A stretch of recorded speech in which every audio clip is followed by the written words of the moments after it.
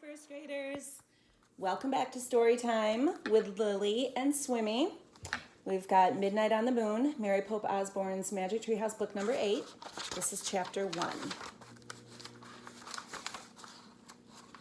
Chapter 1 is titled By Moonlight. Jack, whispered a voice. Jack opened his eyes. He saw a figure in the moonlight. Wake up! Get dressed! It was his sister, Annie. Jack turned on his lamp. He rubbed his eyes. Annie was standing beside his bed. She wore jeans and a sweatshirt. Let's go to the treehouse, she said. What time is it? Asked Jack. He put on his glasses. Don't look at your clock, said Annie. Jack looked at his clock. Oh, man, he said. It's midnight. It's too dark. No, it isn't. The moon makes it bright enough to see, said Annie. Wait till morning, said Jack. No, now, said Annie. We have to find the fourth M thing. I have a feeling that the full moon might help us. That's nuts, said Jack. I want to sleep. You can sleep when we come back home, said Annie. No time will have passed. Jack sighed. Oh, brother, he said. But he got out of bed.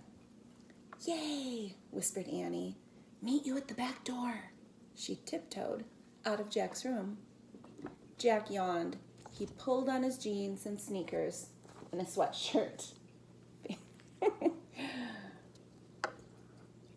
He put his notebook and pencil into his backpack. Then he crept down the stairs.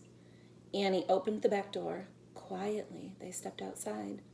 Wait, said Jack. We need a flashlight. No, we don't. I told you the moon will light our way, said Annie. And she took off. Jack sighed, then followed her. Annie was right, thought Jack. The moon was so bright that he could see his shadow. Everything seemed washed with silver. Soon they left their street. Annie led the way into the Frog Creek woods. It was much darker under the shadows of the trees. Jack looked up, searching for the treehouse. There, said Annie. The magic treehouse was shining in the moonlight. Annie grabbed the rope ladder and started climbing up. Careful, go slowly, said Jack. He followed her up the ladder and into the treehouse. Moonlight streamed through the window. It shone on the letter M that shimmered on the wooden floor. It shone on the 3 things that rested on the M.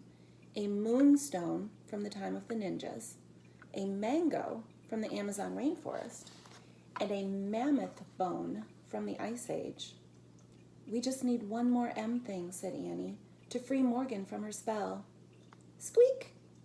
Peanut, said Annie. In the dim light, Jack saw a tiny mouse. She sat on an open book. You didn't expect to see us this late, did you? Said Annie. She picked up Peanut, and Jack picked up the open book. So, where are we going this time? Annie asked him. Jack held the book up to the moonlight.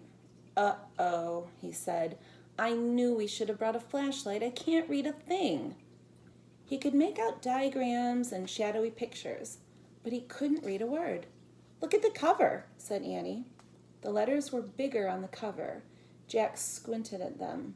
It's called Hello Moon, he said. Annie gasped. We're going to the moon? Of course not, said Jack. It's impossible to go to the moon without tons of equipment. Why? There's no air. We couldn't breathe.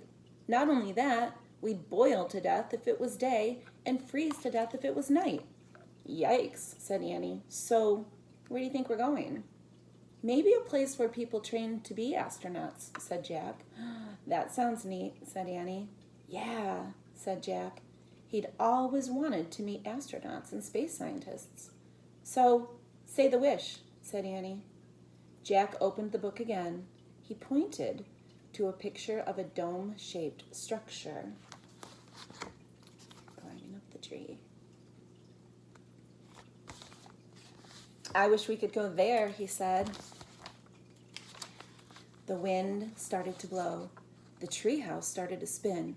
It spun faster and faster and faster. Then everything was silent. Absolutely silent. As quiet and still as silence could be.